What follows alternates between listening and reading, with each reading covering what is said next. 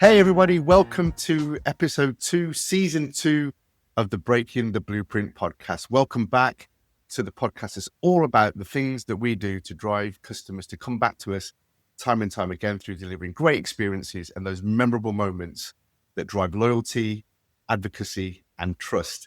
I'm back with my trusted partner and co-host Iqbal. Hello Iqbal, how are you doing? How's it going? Yeah, good. Thanks, Vinay.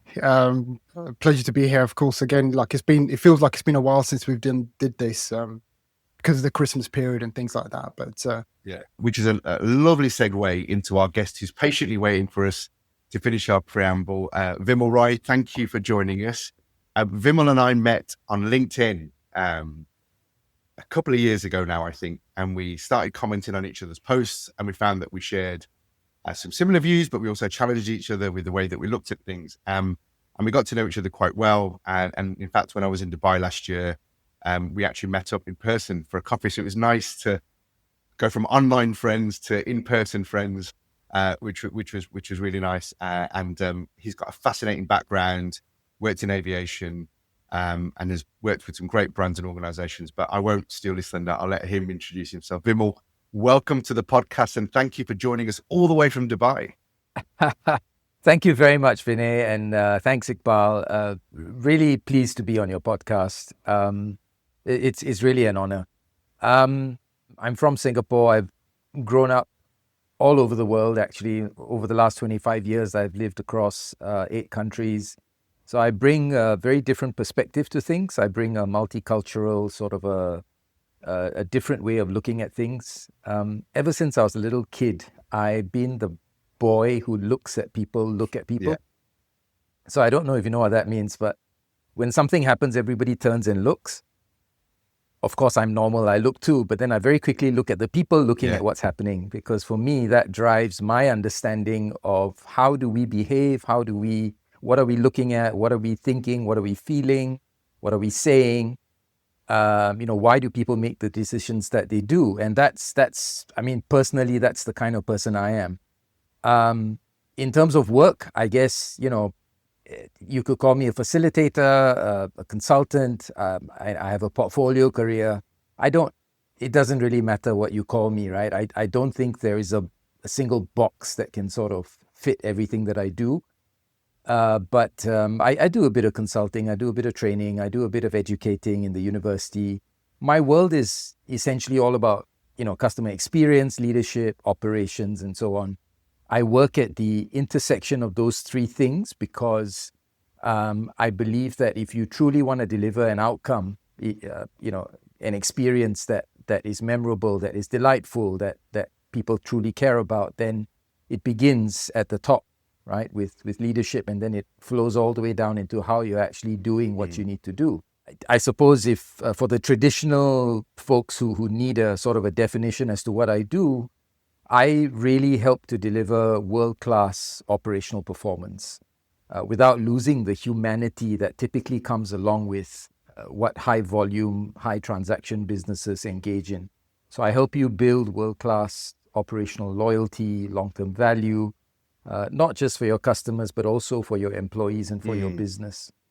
I really learned to do this from my very first employer, which I think is no bias, but the best airline in the world, Singapore Airlines.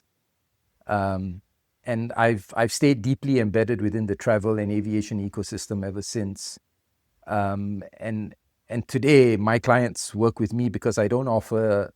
There's theory, there's frameworks, and all of that, but I move far beyond the theory and the frameworks, and I help translate those ideas into everyday behavior that leaders, managers, and frontline people need to engage in, right? And so that's sort of what I do and how I do things.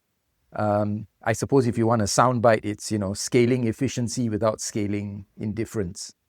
So I was sort of listening. Yeah, I was listening to your stories when you guys were introducing yourselves, and I think indifference is really something that happens when you particularly in high volume environments, right? So I help to overcome that indifference, and I try to help you scale the humanity. That's really nice. And just a couple of things in what you said. I think it's interesting that the more and more leaders that I speak to in the customer outcome space, I won't say CX, but people that tend to lead that, one of the common traits that I find is they're normally, the good ones anyway, normally have a sense of curiosity. So your example of not just watching what happens, but watching the people, watching what happens. I think the job really is to look beyond the surface and observe what other people aren't looking at, and to find those things that aren't that obvious and bring them to the surface. And I think that's a kind of skill and a way and a way that you look at the world, the map of the world that you have, and your way to navigate that is quite interesting. So I think that's really that's a really common trait that I find across really great leaders, that they have that within them. And scaling without losing that scaling, but not scaling with indifference is also something that really resonates with me. And you heard it in our stories. And one of the things I often talk about is the worst place to be anywhere in the world is in the middle. If you think about the classic NPS scale, you've got your promoters and your detractors. For whatever we think about NPS, and just using it to articulate the point. But the vast majority of those people in the middle, it's indifference. They'll come once. It's not bad enough they're going to complain, and it's not good enough that they're going to come back. They just next time they're in the market for the product, they're straight onto a search, and they'll go and find somebody else rather than you being their default. And I think that's the bit that we try to capture and measure. But before we move into the questions, it would only be, Iqbal and I have shared an example of experience over process and tech. And before we jump in, I just wondered if you had something that's happened with you recently that also kind of illustrates that point. Yeah, I've got loads of examples. For me, every interaction I engage in with a business or with service personnel becomes fodder for my posts or for my thinking, right? So I've actually got two. Maybe I'll stick to a travel example, and then I'll move on to something with my daughter. So, I travel a lot for work, and there's this one hotel that I've stayed in 5 times in the last, I'd say probably 3 months or so. And what surprised me was I become so used to the indifference. You go, you reach, you rock up to the reception counter, you're checked in, you're given your key card, and then there you go. On the third occasion that I was there, so I've been there twice, on the third occasion that I was there, the lady at the counter actually said, "Oh, Mr. Rai." First time she's used my name. "Mr. Rai, welcome back. Thank you for your loyalty to us." And mind you, I'm obviously not at the base tier. I'm sort of like 3 levels up, right? Two below the top. And I was actually on my phone, and I stopped and I looked at her and I'm like, "Oh, thank you very much." And she said, "Yeah, you were here 2 weeks ago, and how was your stay then?" And she was talking to me while she was clickety clacking. And then she said, "For your loyalty, I'm going to put you in a nicer room, one that faces the mountains instead of the city." And I said, "Oh, that's really nice of you." She says, "Yeah, I hope you enjoy your stay, because this time you're staying longer." Something so simple, right? But what it brought home to me was the fact that, the other 2 times and the following 2 times, nobody said anything like that to me. Obviously, she wasn't there. So it's this idea that you have a system that is giving you the information that I was just here 2 weeks ago. You have my loyalty status. You have all of that, but you're not making use of it in any meaningful way to create that connection, right? You're just looking at it. It's just information on a screen, and you're just doing the work that you're doing, which is checking me in. Yeah. Right? No, that's a great example. Yeah. And I don't know if Iqbal wants to jump in here, but it leads beautifully to kind of the main part of the conversation I was going to jump into. Iqbal, did you want to? You look like you had something to jump in. Yeah, with. no, I think it's. I always find this really interesting. I think a lot of this is, as you said, the information. Like in that particular example, Vimal, clearly everybody's got access to information, whereby they can have that interaction, that connection with you. But sometimes I think it's the type of people that you hire to deliver that service. Some people are very confident and they feel quite comfortable. Yeah, absolutely. Yeah. One of the things that we used to do in Singapore Airlines, and then I brought into the other airlines that I work with and I consulted with, is it's a very simple thing. Most of us don't fly. We try to avoid flying on our birthdays or on national holidays, right? Because it's a holiday and you want to spend it with your family. But on the odd occasion that you have to do it, imagine the joy that you can bring as an employee when you recognize somebody somebody who's flying on his or her birthday, and you actually wish them. You don't have to do anything grand. You don't have to give them a card or a cake or anything, but just, "Oh, happy birthday, Mr. Rai. I noticed today is your birthday. you have that information on the screen. You're taking his passport. You're looking at it. You know the date, but you're just not using it to create that connection. And it's interesting because we talk a lot about having systems and information in order to be able to do that. But even without them, the clues are always there. There's always something going on that enables you to, if you're observing, to take your example, curiosity. We talked about curiosity earlier on. If you're a person who naturally has that sense of curiosity and observational skills, you can pick out moments like the story I was going to share. So people that have seen me speak at conferences will know one of my key stories is I share a story about my nephew. At 8 years old, we're in Barcelona, and he becomes a Jet2 fan for life because something happens. It's a really human moment, and I won't tell you the full story here, but there was something going on. He was messing about. The Jet2 staff were observing what was going on, observing me and him having interaction. And then I threatened to put him in the luggage hold because if he didn't stop messing about, that's what I was going to do. And the Jet2 member of staff that was there, who had obviously been watching this thing unfold for a period, something in her told her this was a good time for me to also jump in and contribute. So she jumped in, and when he was saying to me, "Oh, you can't do that," she went, "Oh, yes, you can." And then this whole thing happened where we went along with this joke where we were going to put him in the luggage hold. But he talks about Jet2 not because of the plane and the price and all of that. He's got no idea what the price. But that human moment not only created a memory for him, but it created a story for our family to always go back and reminisce on. And I've flown with them 11 times now, probably 12 now if I count correctly. And every single time, the interesting thing is that this isn't a one-off. So, you were talking about it's the people you employ. Lots of organizations have heroes in their organization that can deliver those one-off moments, but to do it repeatedly takes a certain type of structure. And what Jet2 do brilliantly is every time they get the boring basics of operational excellence right, but it gives their people a platform then to be able to put these human moments. And every time we've flown with them, each time there's been something that's happened that's been a memorable human moment, even not directly with us, but I've just observed them doing things with other people where I think, oh, that was a really nice touch, or that was a great way. You just see it in their people. So I just think it's a fascinating thing. And just sticking on the other, one of my favorite books that I read, this is published in the 80s. It tells you how old it is. It's a book called Moments of Truth by Jan Carlson. And Jan ended up being the CEO of SAS Airlines. And in his book, he talks about the whole transformation of how he make it more customer centric. But he talked about what he observed when he first went in, and often in aviation, and I'm sure Vimal will talk to it, and in public transport, where I've spent a lot of my time, we can often focus on the chunks of metal, the infrastructure, the engineering side, the process of what we do, and not pay as much attention to the other side of the coin. And so, Vimal, my question to you is, we were talking about this book, and we looked at some of the concepts in there. It was almost ahead of its time, right? In many ways.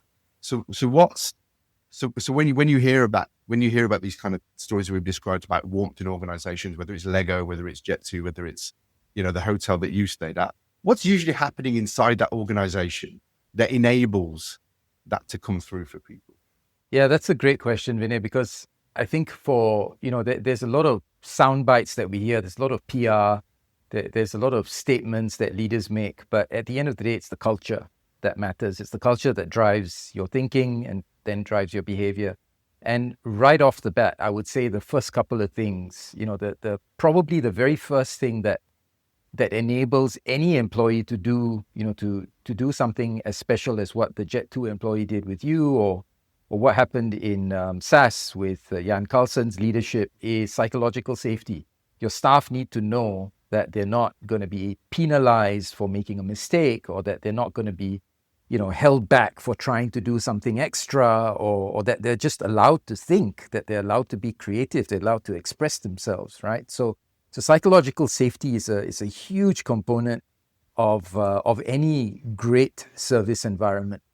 And then I think the second thing, which is something that you're not really going to hear a lot about, because it's a bit, some people think of it as woo-woo, which is a technical term for, well, you know what I'm trying to say, is this idea that, we all have to have a higher sense of purpose.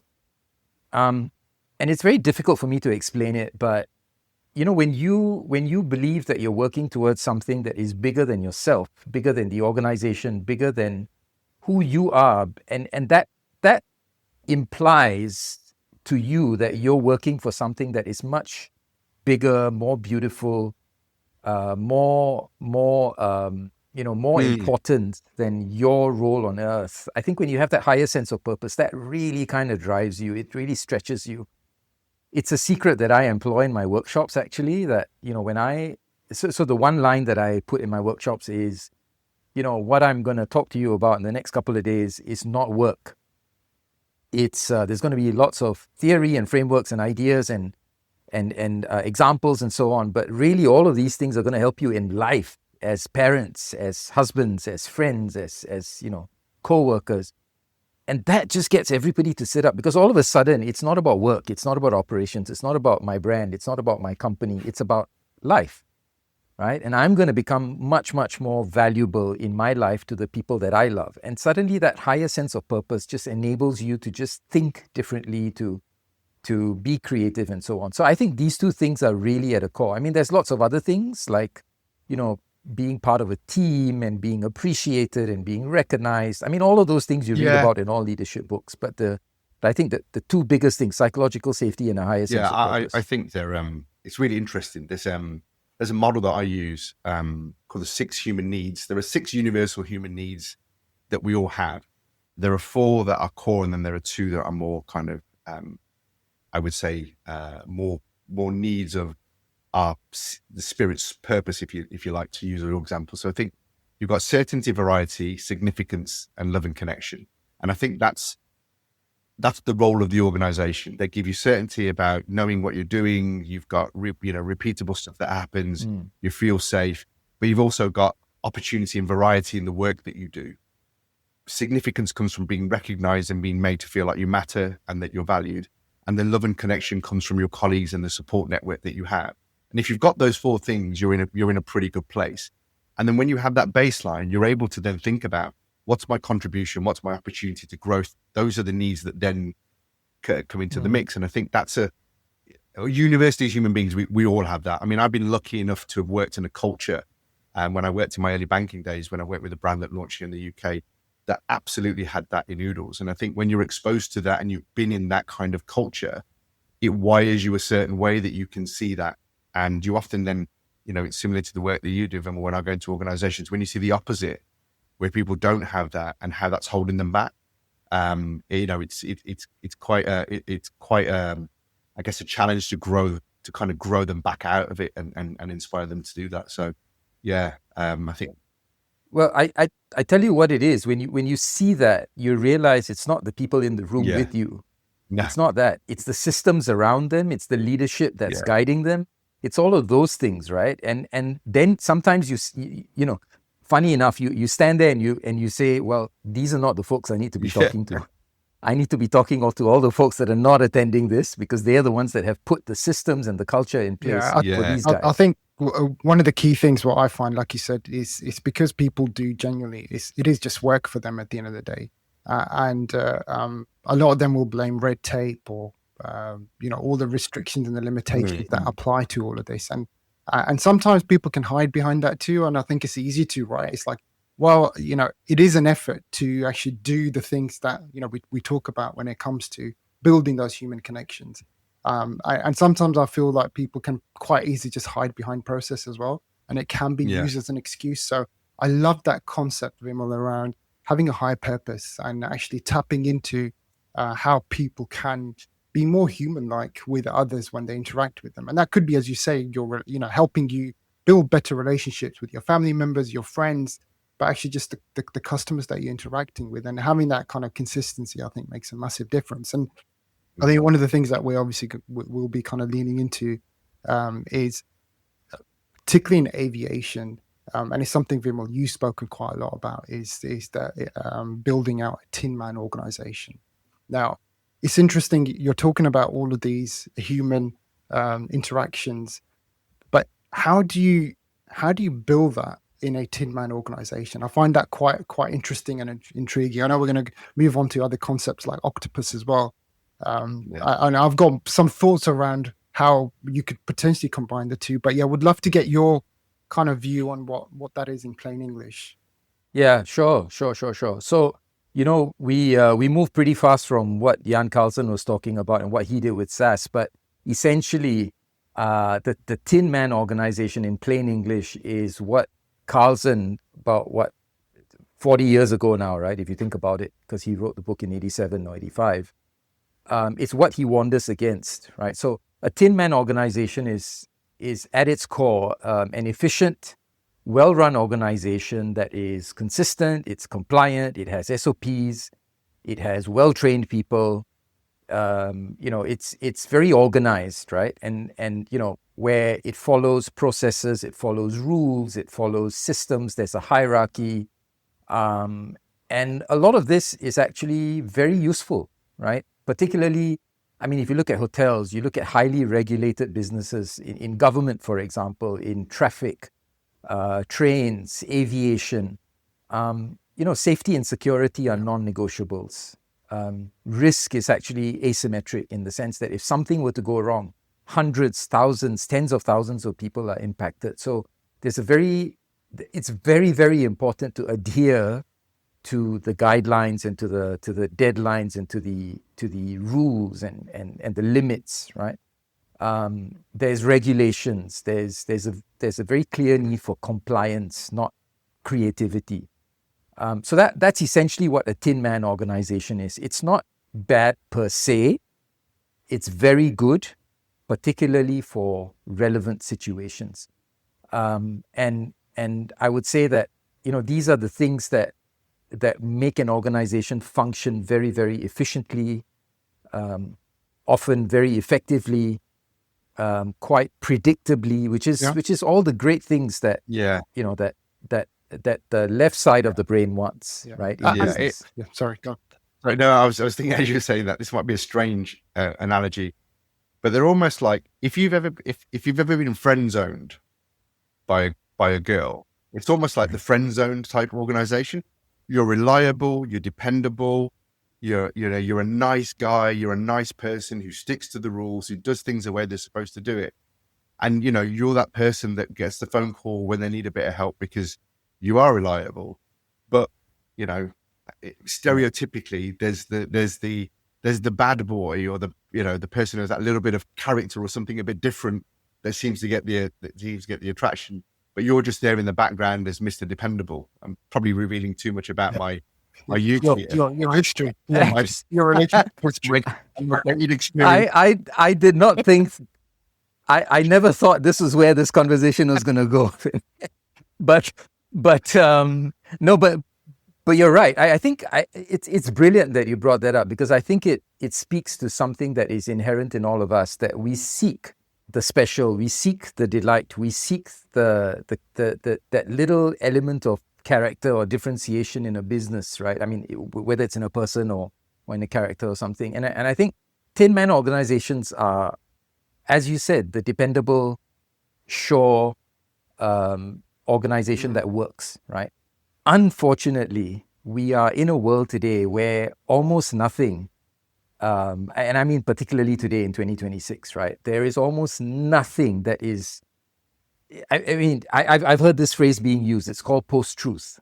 So it's almost nothing that you see anymore online. Can you believe, right? It's, images, video, everything is generated. And so you come to a point now where Tin Man organizations are great as long as everything else around them works as they should. Yeah. But the minute you've got disruptions, the minute you've got challenges, the minute you've got somebody with a need that doesn't correspond to the SOP, you're in trouble. I think that's the thing, isn't it? Yeah. With this, for me, depends on the type of service you're consuming as a customer. Because when you're in an aviation situation, for me, knowing that a Tin Man policy has been implemented means that I can depend on this. Like I feel safe, and I think it gives me a sense of safety. In fact, that's probably more important to me than having a good connection with somebody whilst I'm experiencing. I just want to get to my destination safely.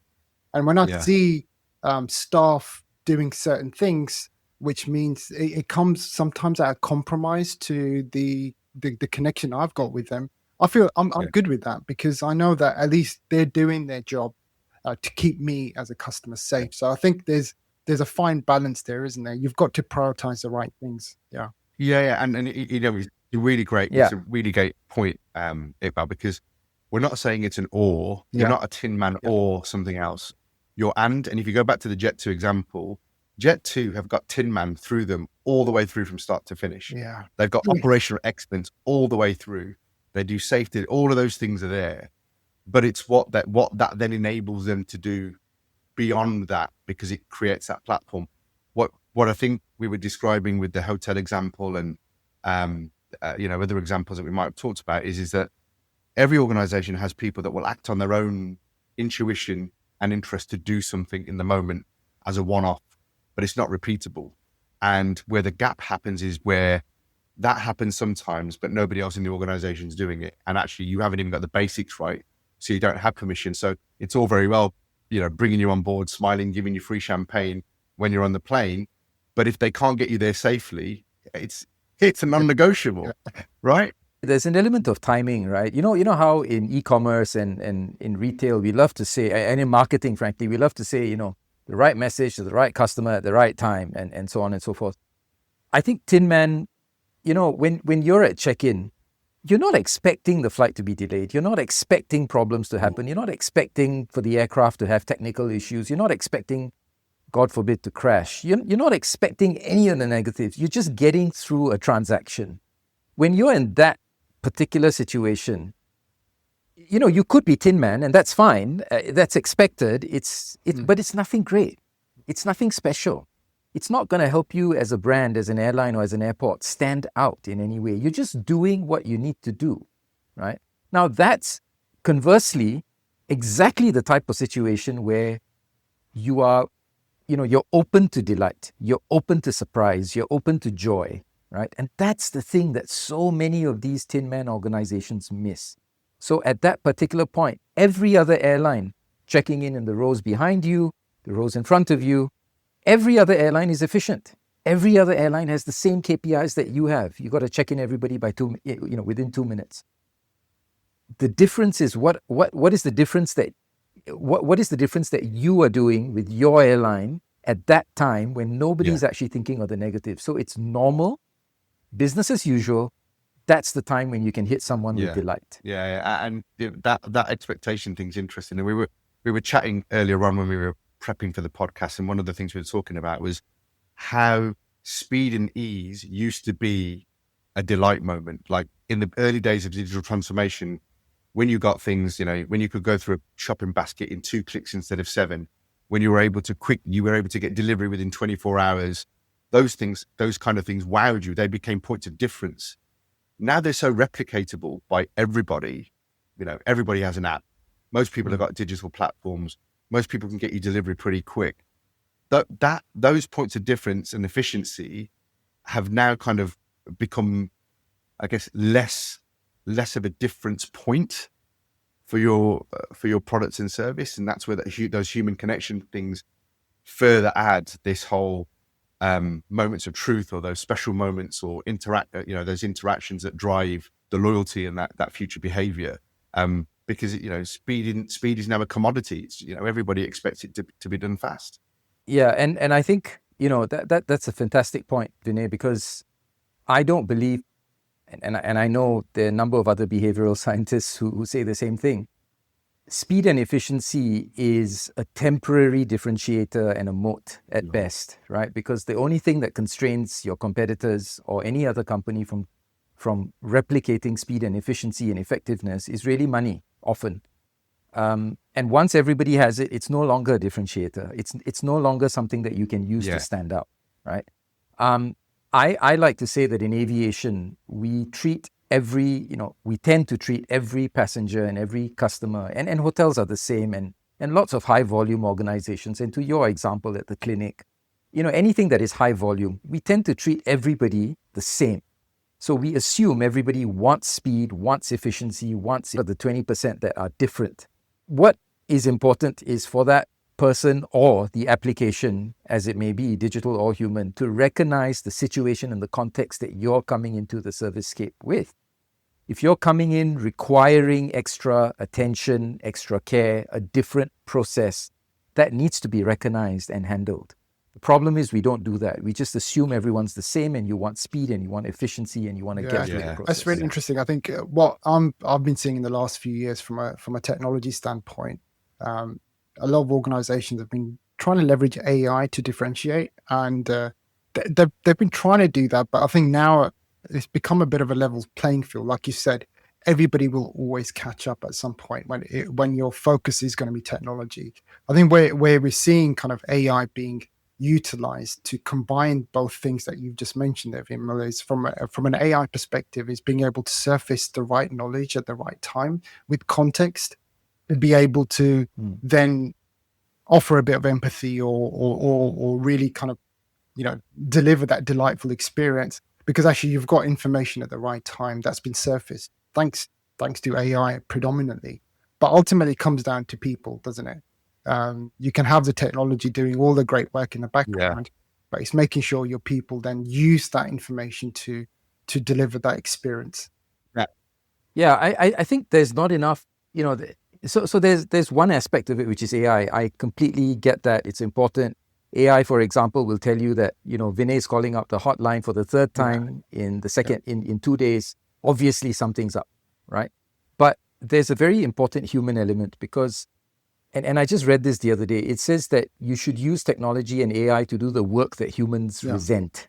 We resent doing something repetitively. We resent doing something that is tedious, that is emotionally draining.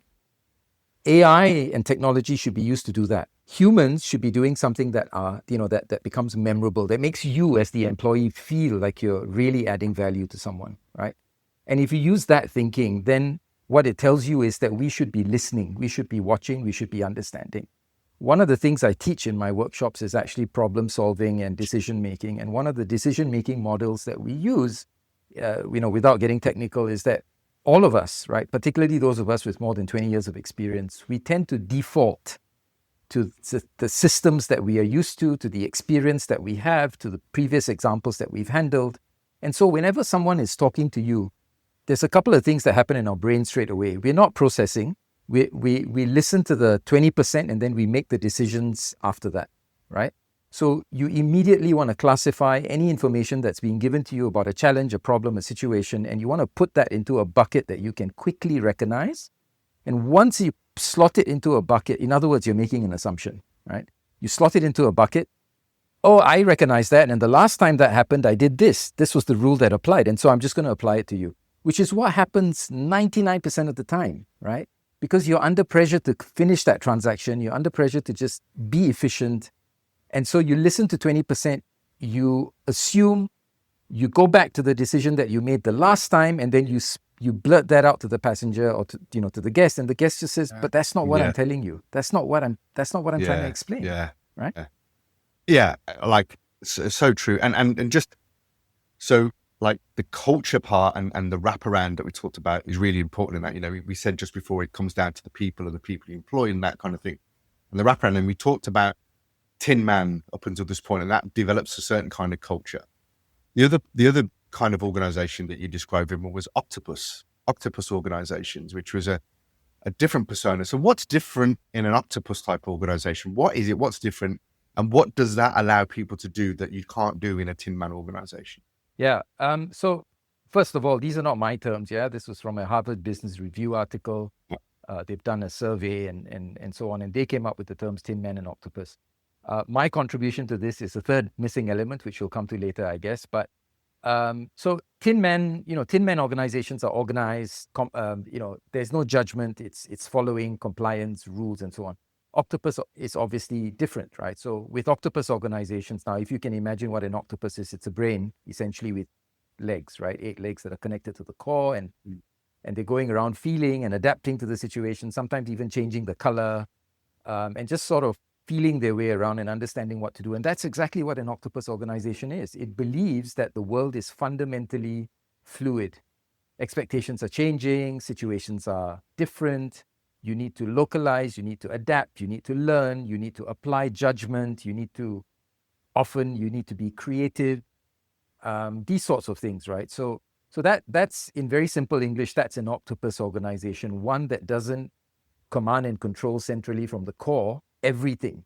So it sets a central base for operations. I think coming back to your Jet2 example, that's probably the best way, right? It's great operations commanded and controlled at the core, with the satellites having the freedom, the psychological safety, the ability to be creative, to locally adapt, and to respond to situations. And that it reminds me of an analogy I use, or a phrase that I heard actually, rather than an analogy. So Jill Scott, former England footballer, female England footballer, used a phrase called freedom within frameworks. You know, your point earlier on, Iqbal, about wanting to feel safe and wanting to be able to kind of know that you're going to get there and not have somebody do something that's not that way. Linking back to the psychological safety point that Vimal made earlier on, the psychological safety is giving people that framework to say, this is who we are, this is how we operate. These are the things that you need to work within, because look, no choices without consequence. You know, you don't want people just doing anything and then compromising safety and all of those things. So you've got the framework on the outside. Yeah. But I think what I think we're talking about in an octopus organization is that you then create the environment where people are able to operate with freedom within that operational excellence framework, that they have the autonomy, training, education, whatever it is, Vimal, I think is what you're leading to, right? And there's a great term for that. It's called distributed judgment, right? Not judgment as in, judge, jury, executioner, but distributed judgment. I mean, there's lots of organizations that assume, because we've got 20,000 employees, we can't afford to let anybody make decisions on their own. So we've got to SOP everything. We've got to put, procedures for everything, and rules and boundaries and so on, right? Whereas an octopus organization is going to say, listen, this is who we are, this is our vision, this is what we believe in, and we trust, we're working for the customer, for example, right? We want to deliver as much value as possible to customers and so on. And it's now up to you as the employee on the ground facing the customer, wherever you may be, to apply these principles and these values in your interaction with customers. That's distributed judgment, right? So we trust you that in these situations, you have to follow the rules, safety, security, and so on. But in those situations, it's almost like there are no rules. There's sort of guidelines, and there's a vision, and there's a strategy, and there's a belief. But how that is translated, it gives the people the freedom to be able to deliver the service based on what's going on in that moment. And I think that's what happens sometimes, isn't it? Having the guardrails is really important. I was thinking maybe there needs to be a third term, and maybe Vimal, you'll talk about this. This sounds to me like it needs to be like Octo Tin Man or something, where the middle part of the Tin Man with all these different arms and legs. So you've got your process in the middle, which you can't deviate from, but you're giving people on the edge the freedom to be able to to deliver that kind of great experience that you're trying to give your customers. Yeah. And before we go into that, just building on what you both said, the framework in this, the proxy for that is the culture, right? It's like parenting. We've all got kids. We can't control what our kids do all the time, but we instill them with a set of values and beliefs constantly, daily, through our own actions, to the way we behave, to the things we expose them to the education we give them. And in an organization, it's no different.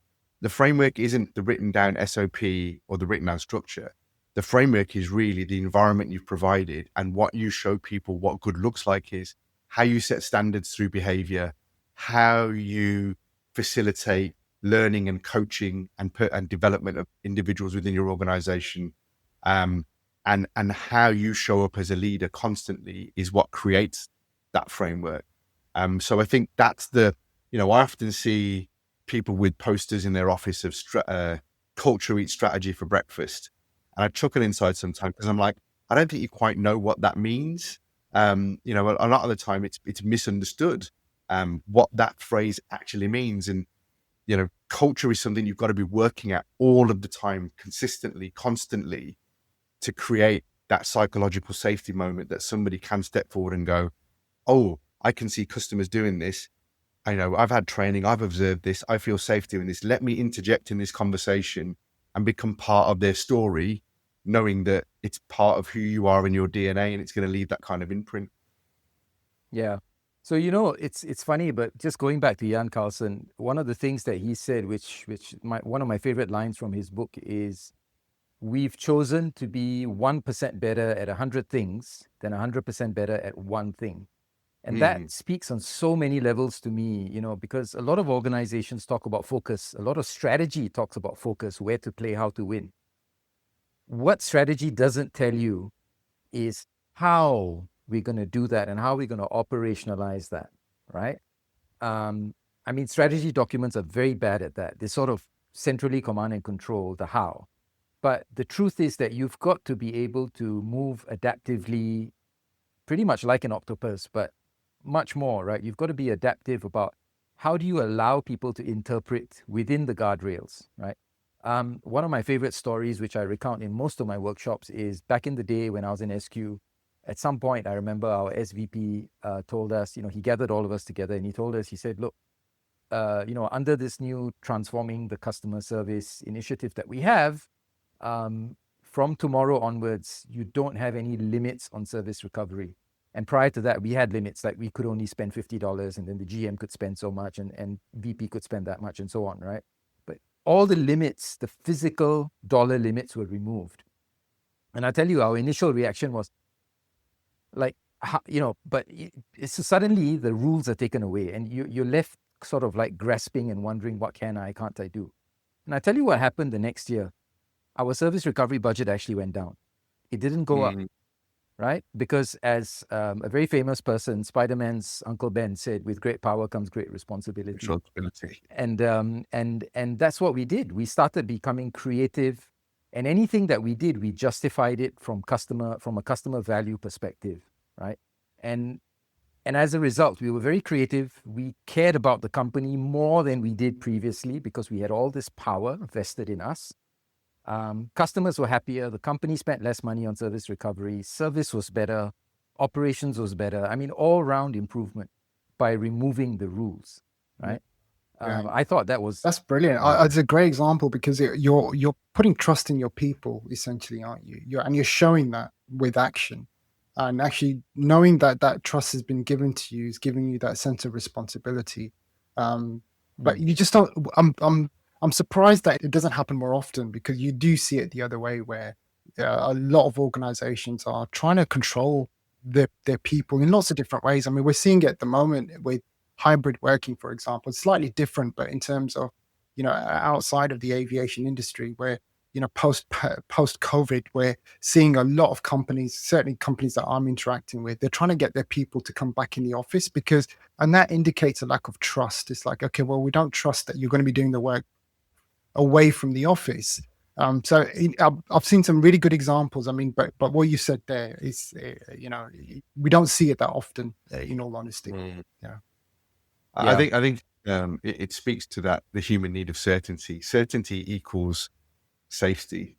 So if you think about in anything we do, whether you're trading stocks, certainty, you want people, I want to know what people are doing, control. That apparent feeling of control gives you certainty. Certainty gives you power. I absolutely agree. I was saying this to somebody on LinkedIn the other day that, whenever you're asked for the ROI of CX, the only reason somebody's asking you for that is because they want certainty. It's a cover my, behind moment, because it means I've gotten the ROI. I've got some numbers I can put on a piece of paper. Right. Because you notice, you as the CX director or VP or leader will always have to justify what you want to do to your CFO and to your CEO.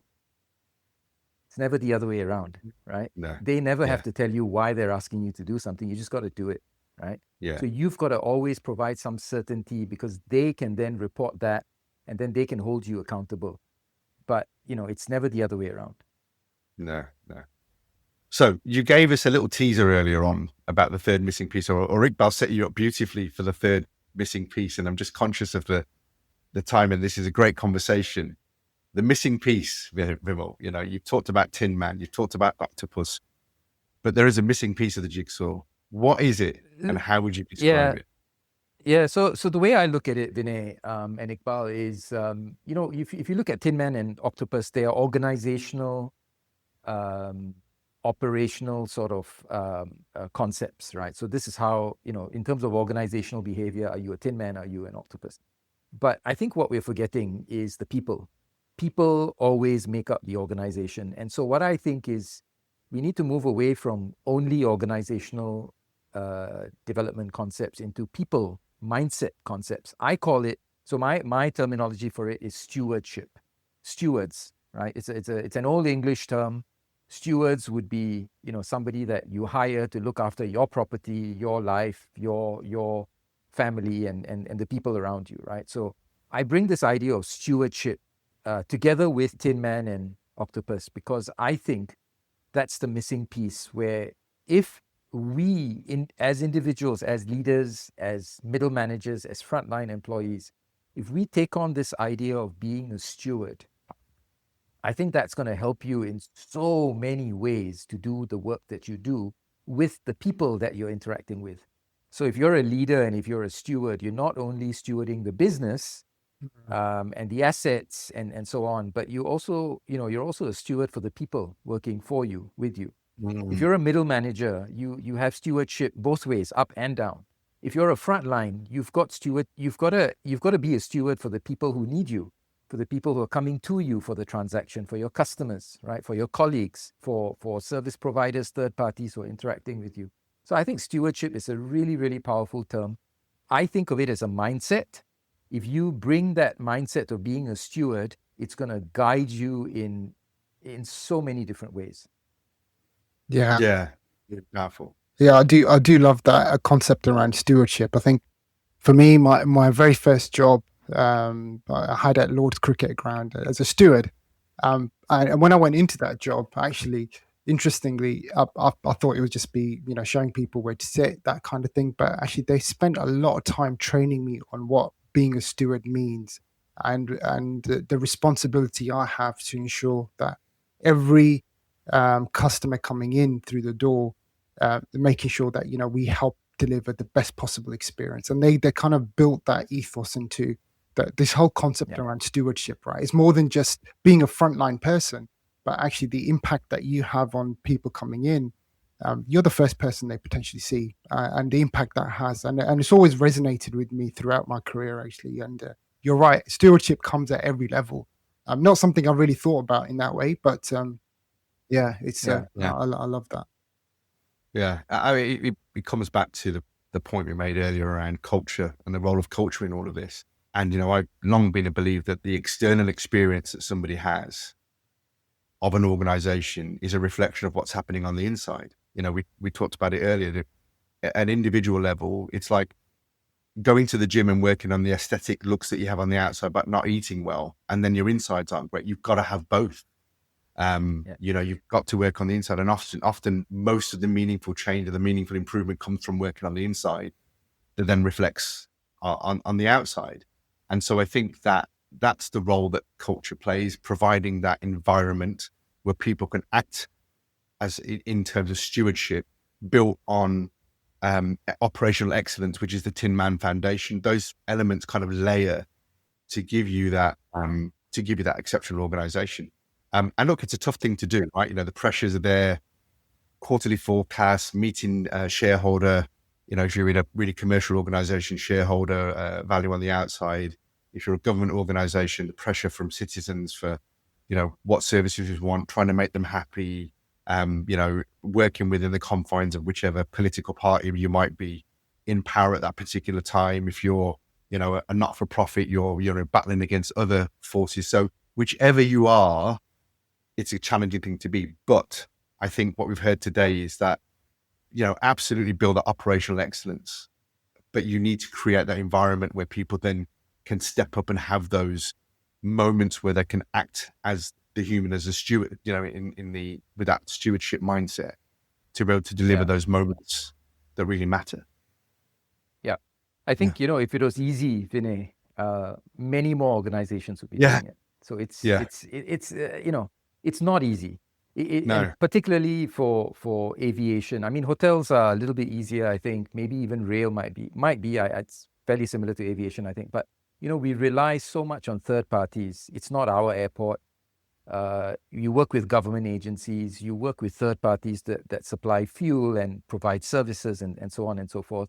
You've got the weather to contend with. You've got volcanoes that don't comply. Yeah. You've got Yeah. political things that happen. You've got I mean, there's 100 things that aviation Yeah. is exposed to. But at the end of the day, it's a mindset. Stewardship is a mindset. If an organization and if leaders do not adopt it, then behavior is not going to change, because it all begins up here.